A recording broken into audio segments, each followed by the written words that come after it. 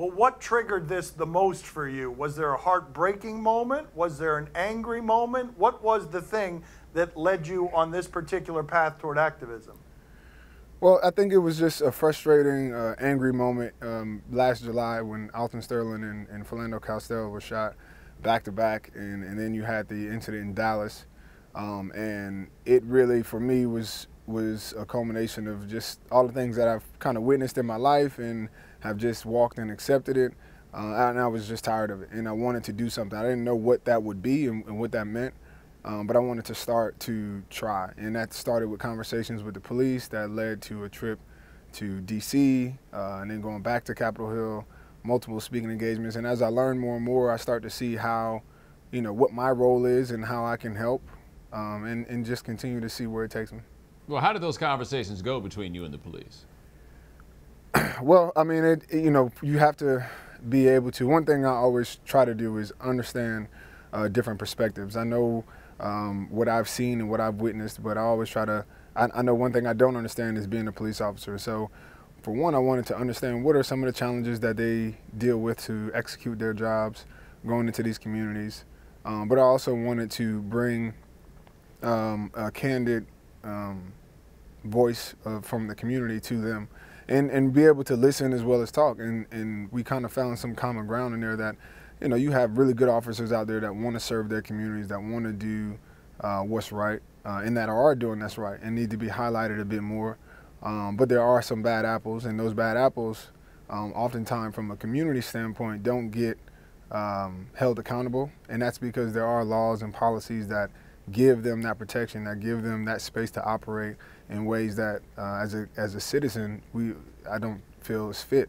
And so the way to go about that is not to, put a stamp on all officers that they're bad. It's to actually work out with police officers to come up with reform and policies that allow them to do their job easier and reinstill trust and faith in this justice system. When you're meeting with members of Congress, when you're doing these police ride-alongs, what did you learn? I mean, you learn a lot. This is something that, I never really chose to pay attention to growing up. It was something that I just kind of called, I thought it was just a fact of life that, just because the color of your skin, you get treated a certain way. It's kind of what I just accepted. But as I've learned and met different people, I've seen that there's real space to make some change. Especially me as a professional athlete, I'm able to get meetings with the commissioner of police in Philadelphia. I'm able to go to Capitol Hill and meet with members of both parties of Congress to just have them hear my voice. And so with that accessibility, I want to make sure that I'm speaking on behalf of things that can be changed. And I think all athletes are starting to really pay attention to how much leverage they actually have. Were you afraid about how this might affect your career doing the work? Not really. I mean, it got to the point where, I'd rather mess up what I have going on than to sit back and be a bystander.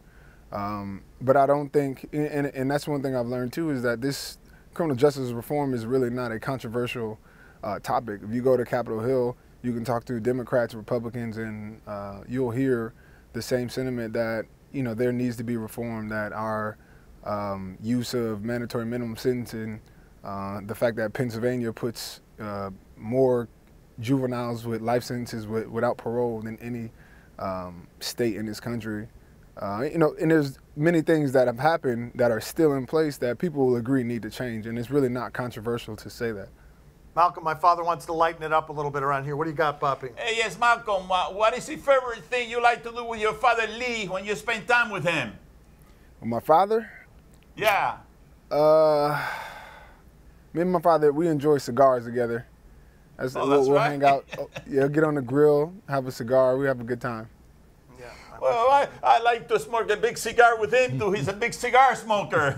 I like to smoke the cigar. He's never once smoked a cigar. I envy the relationship you have with your father. Thank you for being on with us, Malcolm. We appreciate it. Thank you for having me.